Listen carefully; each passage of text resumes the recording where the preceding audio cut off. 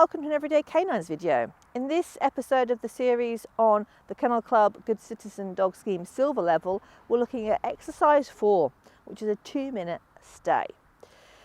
So in this exercise, we want to demonstrate that our dog can remain in a set position for 2 minutes with the handler moved away from him. We're only moving 5 paces away, but we cannot communicate with the dog, we cannot talk with the dog while they're in the position, we cannot praise. We have to leave them there and they have to remain there until we return to them. Now, I've mentioned before that this tends to come from the competition side of obedience, because in everyday life it's not a scenario we'd look at. So in everyday life, if you wanted a dog to remain in a position, say you'd perhaps get them to go onto a bed or something like this, but this is a completely different thing.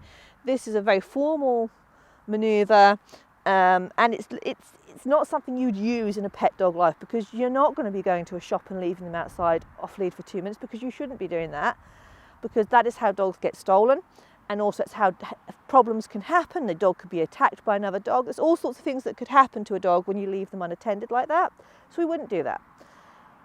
But at this stage, this is still part of the Kennel Club Good Citizen scheme. I've mentioned before that the stays have now actually been removed from competition obedience. At this point, I don't know if they'll return, but they certainly have been removed at this stage. So whether this will remain in the Kennel Club scheme going forward, I don't know. But in a pet dog scenario, it's not something you need, but you need it to pass your test. It is nice to demonstrate that your dog can do things like this, but as I say, you're not going to find, outside of being in a working dog environment, say like a sheepdog or a gun dog, where you might need them to be in the back of a car and stay there. But even so, that would be a wait for me, or a positional wait, because they'd be called out of it eventually. But this is not something you're going to see in a pet dog, but you do need it for your test, and it's just another fun one. It can actually build a bit of confidence in your dog, to have the confidence to remain away from you while you are at a set distance and there's other dogs around. I'm going to quickly put a little but on that one, because the exception to this is that some dogs find stays very pressurized and they cannot cope with them.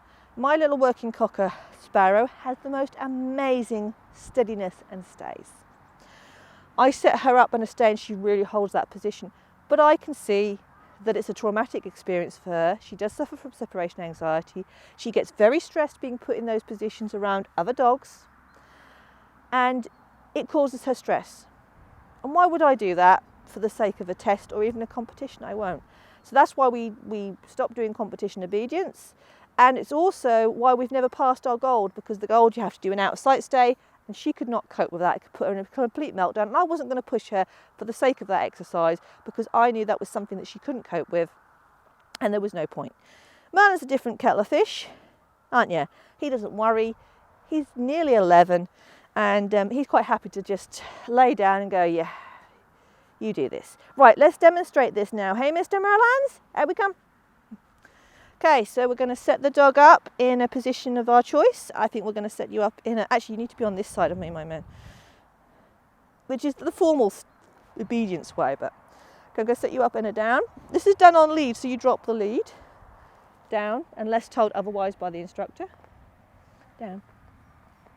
So we drop the lead, and when asked by the instructor examiner, we're going to tell our dog to stay. Stay. We're going to walk off 5 paces, and then we're going to stand quietly for 2 minutes, which can be very boring for you, and hopefully our dog will hold position.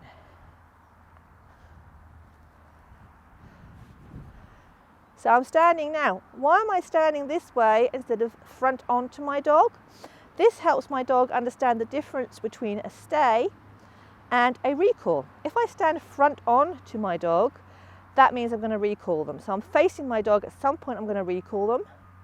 If I stand sideways, it means I'm not going to recall you to me, I'm going to return to you. It's just another little indicator to the dog to let them understand the difference. It's just a little helping thing for them. It stops them being confused by thinking, oh, this is a recall, she's going to ask me to come back to her.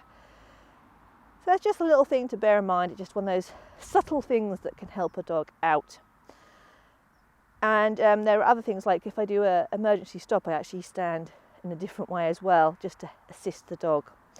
But I'm standing here quietly, I wouldn't obviously be talking. I'd be standing here twiddling my thumbs. Try not to think about my dog potentially breaking, because in a test you do. And it's always the way, as soon as you're in a test, you could do this 5 minutes in a class, but as soon as you go in the test environment, the stress levels, your stress levels go up, and you're going, I don't know if he's going to do this, and I go. So you stand there thinking to yourself how long 2 minutes is, whereas in every other situation 2 minutes is nothing. But he's been good down there. I can see him. I can't offer him any praise. I can't talk to him. With my other dogs, I would sometimes turn and just give them a gentle smile, which is a bit of a reinforcement, because there's, they can't stop you smiling, but because that can sometimes cause some dogs to break. With mine, it was just a gentle, you're doing okay, smile at them, just to give them that connection. But we're nearly there now. I've got my timer counting us down, and we're now gonna be going back to him, and I've got to go return to his side before the exercise is finished, so I'm going to go back. He's got to remain in that position. The instructor or examiner will tell me to collect my dog and release him, and then the exercise is over. Good boy! Yay! Good boy! And that is it. That is your formal 2 minute stay. Oh, nicely done and out of the way. Good boy, Mr. Merlins. I know, I can't get my treats out of my pocket. That's so bad. Good boy. So that's how you do your 2 minute stay. Just some things to bear in mind is you're not to have a object down on the ground like a bed or a towel for them to lay on. That's not considered part of it. They do have to go straight in the position. You pick a position of your choice still. It doesn't have to be a set position, so you pick the position you know your dog is strongest in. I hope you've enjoyed this Everyday Canines video, and if you have, you might subscribe to the YouTube channel. You can click the bell icon and that'll give you notifications of when a new video is coming out. You can also find us on Facebook and Instagram, and I hope to see you all again very, very soon.